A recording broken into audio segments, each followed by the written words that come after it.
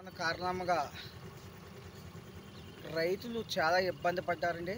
గత 6 నెలలుగా కంటికి రెప్పలాగా చంటిపిల్లకి కాసుకున్న ఈ యొక్క పంటను పంట పండే టైంలో ముద్ద తుఫాను చాలా విపరీతమైన విపరీతమైన చాలా ఇబ్బంది పెట్టి మా అందరినీ కూడా కోసే టైంలో కొన్ని 4, 5 రోజుల్లో కాసే టైంలో ముద్ద తుఫాను మొత్తం అంతా అల్లకల్లమైపోయి చేతికొచ్చే పంట చాలా వృద్ధైపోయింది. చాలామంది రైతులందరూ ఇబ్బంది పడుతున్నారు.